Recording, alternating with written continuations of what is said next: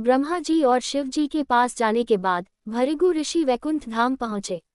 वहां भगवान विष्णु योग निद्रा में थे और माता लक्ष्मी उनके चरण दबा रही थी।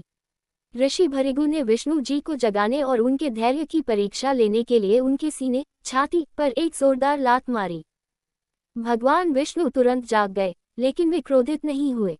इसके विपरीत उन्होंने ऋषि के पैर पकड़ लिए और बड़े प्रेम से पूछा, हे ऋषिवर, क्षमा करें, मेरी कठोर छाती से कहीं आपके कोमल चरणों में चोट तो नहीं लगी। भृगु ऋषि उनकी इस सहनशीलता को देखकर गदगद हो गए और उन्हें सर्वश्रेष्ठ घोषित किया। हालांकि भगवान विष्णु ने ऋषि को क्षमा कर दिया था, लेकिन माता लक्ष्मी को ये बात अत्यंत बुरी लगी। उनकी नाराजगी के पीछे ये कारण थे।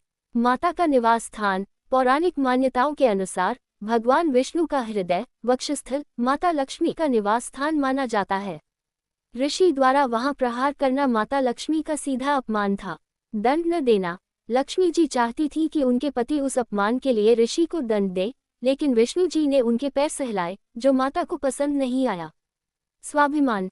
एक साधारण मनुष्य द्वारा देवताओं के स्वामी का ऐसा अपमान उनसे सहन नहीं हुआ। दिल से भक्त हो तो लाइक और सब्सक्राइब करें। क्रोध और दुख में डूबी माता लक्ष्मी ने वैकुंठ का त्याग कर दिया और पृथ्वी लोक, मृत्यु लोक की ओर चली गई। वे महाराष्ट्र के कोल्हापुर में जाकर तपस्या करने लगी। भगवान विष्णु का पृथ्वी पर आगमन। लक्ष्मी जी के बिना वैकुंठ श्रीहीन, शक्तिहीन हो गया। भगवान विष्णु भी लक्ष्मी जी को खोजने के लिए पृथ्वी पर आए।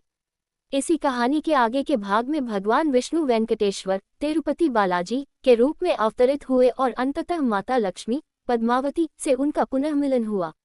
निष्कर्ष, ये कहानी हमें सिखाती है कि जहाँ सम्मान नहीं होता, वहाँ लक्ष्मी, धन और सुख का वास नहीं होता। इसीलिए माता लक्ष्मी को चंचला भी कहा जाता है।